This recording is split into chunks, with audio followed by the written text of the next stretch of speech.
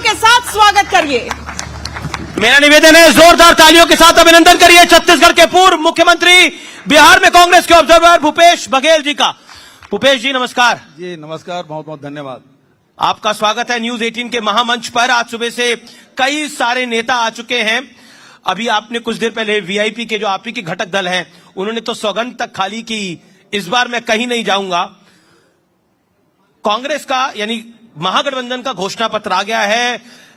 BJP ने उसमें एक विषय निकाल लिया है, कहा तस्वीर तेजस्वी की बड़ी थी, राहुल की छोटी थी।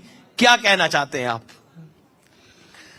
छोटी और बड़ी होने से कोई अंतर नहीं पड़ता जी, सवाल साथ में रहने का है और गठबंधन, महागठबंधन के सारे नेता एक साथ हैं, ये महत्वपूर्ण है जी। लेकिन क्या आपको लगता है कि सीटों के बंटवारे में थोड़ी देर हो गई, तेजस्वी के ऐलान में थोड़ी देर हो गई, इस प्रक्रिया में वक्त बहुत लग गया और चुनावी पंडितों का मानना है कि वहीं से महागठबंधन का खेल थोड़ा बिगड़ने लग गया?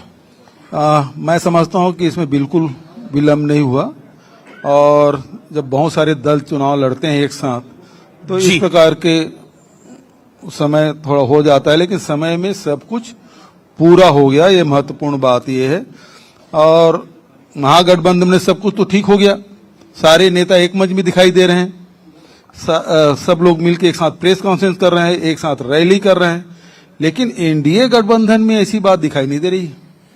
लेकिन बिखरे बिखरे क्यों दिखाई दे रहे हैं? लेकिन वो तो उनका अपना विषय है। लेकिन आपको लगता है कि कांग्रेस जिस तरह से चुनाव लड़ना चाहिए था कांग्रेस को, और पिछली बारी 70 पे लड़ी थी, इस बार 61 पे लड़ रही है, तो भूमिका लगातार छोटी होती जा रही है ये। और हमने देखा दिल्ली में कांग्रेस साफ हो गई, उत्तर प्रदेश में साफ हो गई और अब बिहार में सबसे कम सीटों पर चुनाव लड़ना अब तक के इतिहास में, ये कितना बड़ा मैटर है आपके लिए? देखिए, जहां तक के हमारे गठबंधन का आकार बढ़ा है जी, हमारे कांग्रेस का आकार छोटा हुआ है, ठीक है, हमारे भाइयों को देंगे तो आंकड़े कम होंगे ना, तो उसमें कोई गलत बात तो है नहीं। और वो जीतेंगे तो हमारे अपने ही हैं, कोई गैर तो है ही नहीं। अच्छा, कांग्रेस में कई रणनीतिकार हैं, उसमें एक सबसे बड़े रणनीतिकार आप माने जाते हैं, मतलब कई हैं। जी, नहीं, मैं एक सवाल आपसे इसलिए पूछ रहा हूं, मैं बहुत छोटा काम करता हूं। देखिए, आपने कई चुनाव लड़े हैं, खुद लड़े हैं और लड़वाए भी हैं, कुछ जीते हैं, कुछ हारे भी हैं, लेकिन बड़ा प्रमुख पॉइंट यह है कि कांग्रेस कह रही है कि फ्रेंडली फाइट होगी कुछ सीटों के ऊपर महागठबंधन में। अब भूपेश बघेल प्रचार करने जाएंगे, अशोक गहलोत जी प्रचार करने जाएंगे, राहुल गांधी जी जाएंगे, प्रियंका गांधी जी जाएंगी, तो उनको तो प्रचार के अंदर बोलना पड़ेगा ना कि फलाने कैंडिडेट को वोट ना दें, तो कैसे निपटेगा? देखिए, ये अनेक राज्यों में अनेक पार्टियां इस प्रकार से कई सीटों में फ्रेंडली फाइट होती है। ये कोई बिहार में पहली बार तो नहीं हो रहा है जी, इसके पहले भी अनेक राज्यों में इस प्रकार के फ्रेंडली फाइट हुए हैं, तो ये कोई नई बात नहीं है। लेकिन जहां तक प्रचार करने की बात है, चाहे राहुल जी हो, प्रियंका जी हो, जहां इस प्रकार के हैं, तो हम अपने दल, जो हमारी पार्टी है, उसके प्रत्याशी का प्रचार करेंगे जी। लेकिन दो तीन चीजें जिसकी मैं बात करना चाहता हूं। राहुल गांधी ने आज एक जनसभा संबोधित करी, उसमें उन्होंने छठ पर्व के बारे में एक टिप्पणी करी जिसको बीजेपी कह रही है वो छठ पर्व का अपमान है। उन्होंने बोला प्रधानमंत्री वोटों के लिए नाच भी सकते हैं। क्या आपको लगता है ये शब्द शोभा देते हैं? वो नेता प्रतिपक्ष हैं, एलओपी हैं। प्रधानमंत्री जी जिस प्रकार से इवेंट करते हैं और वोट के लिए जिस स्तर पे जा सकते हैं, तो उसमें यदि ये शब्द कहा गया तो गलत नहीं है। पर छठ को बीच में लाने की आवश्यकता है, छठ तो आस्था का विषय है। नहीं, छठ तो आस्था का विषय है, छठी मैया आस्था का विषय, महाकुंभ भी आस्था का विषय है, सब कुछ आस्था का विषय है, लेकिन इसको इवेंट बना देते हैं, इसके बारे में उन्होंने टिप्पणी की है। लेकिन इवेंट बनाने पे वो टिप्पणी करे, ये मतलब बीजेपी अब इसको विषय बना रही है कि किस तरह से कांग्रेस पार्टी जो है वो छठी मैया का, छठ पर्व का अपमान कर रही है। इसको आप कैसे लेते हैं? ये तो मानसिक दिवालेपन है।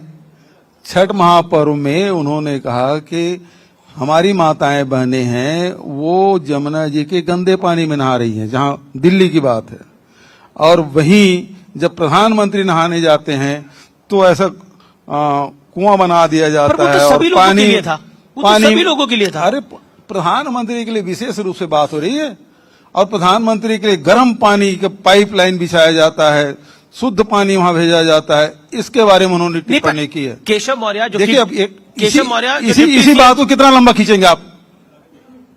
इसी बात को आप कितना लंबा खींचेंगे, मैं आपसे पूछ रहा हूं। नहीं, मैंने उत्तर दे दिया। नहीं, आपने उत्तर दे दिया। मैं केशव मौर्य, डिप्टी सीएम है बिहार, उत्तर प्रदेश के और चुनाव प्रभारी भी हैं। उन्होंने बोला कि ये कांग्रेस की मानसिकता सनातन विरोधी ही है। सनातन का शब्द अर्थ समझते हैं मौर्य जी?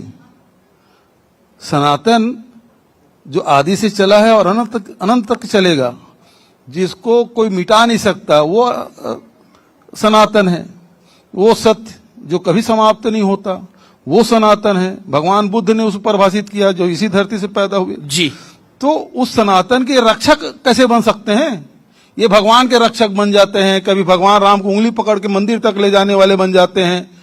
तो ये सनातन का अर्थ समझते नहीं और सनातन बचाने की बात कर रहे हैं। चलिए, मैं एसआईआर पे आता हूं। वोट चोरी को लेकर कांग्रेस ने एक बड़ा अभियान चलाया, लेकिन चुनाव जब सर पे दिखा तब ये पूरा माहौल जो था वो फिजल आउट होता हुआ दिखा। आपके सहयोगी दल तेजस्वी यादव भी इस विषय को नहीं उठा रहे। आज ज्वाइंट रैली में भी राहुल गांधी ने जरूर इसकी बात करी, लेकिन तेजस्वी यादव ने इसकी बात नहीं करी। एसआईआर का मामला तो ये है, चुनाव आयोग यदि उसको आज सब कुछ डिजिटल हो रहा है और चुनाव आयोग उसको डिजिटल फॉर्म में क्यों नहीं दे रहे हैं? यदि दें तो 1 मिनट में पता चल जाएगा कि वोटर लिस्ट में किस विधानसभा का गलत है, कितना छूटा, कितना कटा, कितना जुड़ा, वो सब पता चल जाएगा। लेकिन निर्वाचन आयोग तो इस प्रकार से देंगे नहीं। अब उसमें मेहनत कर रहे हैं और निश्चित रूप से वो भी खुलासा होगा। लेकिन एसआईआर को लेकर अब तो 12 राज्यों में हो रहा है, उत्तर प्रदेश में भी हो रहा है, छत्तीसगढ़ में भी हो रहा है। क्या कहना चाहते हैं इस विषय? सबसे बड़ा सवाल ये है कि प्रधानमंत्री जी, गृह मंत्री जी यही इसी धरती पे आके बोले कि ये बांग्लादेशी और घुसपैठिए, इससे पहचान बन जाएगी। तब सवाल निर्वाचन आयोग से भी है और गृह मंत्री से भी है, क्योंकि कौन नागरिक विदेशी है ये पहचान करने की जिम्मेदारी गृह विभाग की है।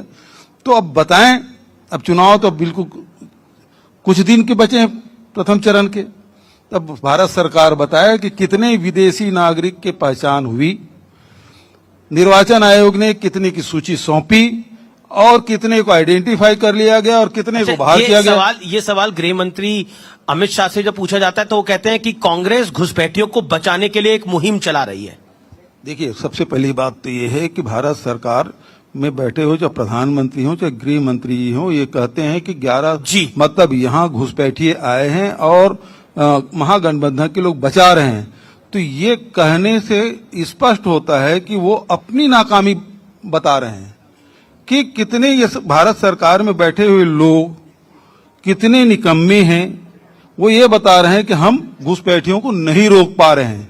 ये तो उनकी नाकामी है। यदि घुसपैठिए आ गए हैं, 2014 के पहले के घुसपैठिए आए हुए हैं और उन्हीं को बसाकर उन्हीं का वोट लेना चाहते हैं ये लोग। 2014 की बात तो सरकार भारतीय जनता पार्टी की है। इतने दिन तक करते क्या रहे? ये घुसपैठिए चुनाव समय आते हैं। जब छत्तीसगढ़ में चुनाव होता है तो वहां घुसपैठिए आ जाते हैं। अभी तो छत्तीसगढ़ में चुनाव नहीं है, एसआईआर हो रहा है। उत्तर प्रदेश में चुनाव नहीं है, एसआईआर हो रहा है। मैं ये पूछ रहा हूँ, 1 मिनट में उसी थोड़ा बोलने दीजिए मुझे। बोलिए सर, प्लीज। अनुमति हो तो बोलूं। टीवी आपका है, माइक आपका है। नहीं, आप बोलिए, सम्मानित मेहमान है आप। छत्तीसगढ़ में चुनाव आया तब घुसपैठिए वहां थे। झारखंड में चुनाव आया तो घुसपैठिए वहां थे। अब बिहार में चुनाव आया तब घुसपैठिए यहां है। अब छत्तीसगढ़ की घुसपैठिए नहीं, अब अमित शाह जी आने वाले हैं जी। जब ऑपरेशन सिंदूर हुआ तो उन्होंने, उसके विभाग से एक आदेश निकला था कि 3 दिन के भीतर में जितने भी पाकिस्तानी हैं उसको आइडेंटिफाई करके देश से बाहर निकाला जाए। अब मैं गृह मंत्री जी से, भारत सरकार से पूछना चाहता हूं कि पूरे देश में कितने पाकिस्तानी आइडेंटिफाई हुए और कितने को भेजा गया? उस आदेश का क्या हुआ? मैं तो छत्तीसगढ़ में रोज पूछता हूं कि वहां कम से कम 15,000 पाकिस्तानी हैं। बघेल साहब, अगला सवाल मेरा यह है कि 15 सीटों पर लड़ने वाले मुकेश सहनी महागठबंधन के, 19 सीटों पर लड़ने वाले मुकेश सहनी महागठबंधन के डिप्टी सीएम है। कांग्रेस 61 पे लड़ रही है। कांग्रेस का कोई डिप्टी सीएम नहीं है। ये कांग्रेस के कार्यकर्ता के मन में भी सवाल होगा। हालांकि सहनी साहब बैठे हैं सामने। ये सामाजिक न्याय की धरती है बिहार जी, और राहुल जी लगातार सामाजिक न्याय की बात कर रहे हैं जी। और जो आज तक के जिनको स्थान नहीं मिला है उनको स्थान मिले, उनको भी सम्मान मिले, ये बात लगातार कांग्रेस पार्टी कर रही है।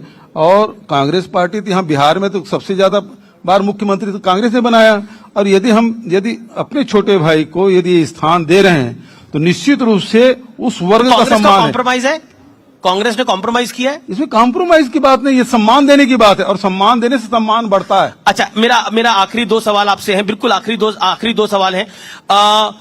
क्या मुसलमान डिप्टी सीएम होगा अगर महागठबंधन की सरकार बनती है? अशोक गहलोत जी बोल चुके हैं। देखिए, मुसलमान मुख्यमंत्री भी बने, मुसलमान देश के राष्ट्रपति बने, उपराष्ट्रपति बने, तो यदि बनते हैं तो उसमें ऐतराज क्यों होना चाहिए? बहुत बहुत शुक्रिया भूपेश बघेल जी, आपने हमें अपना समय दिया और आप हमारे साथ जुड़े, इस महामंच पर आप आए, आपका बहुत बहुत धन्यवाद। कुछ देर में देश के गृह मंत्री अमित शाह भी इस मंच पर होंगे हमारे साथ, जोरदार तालियों से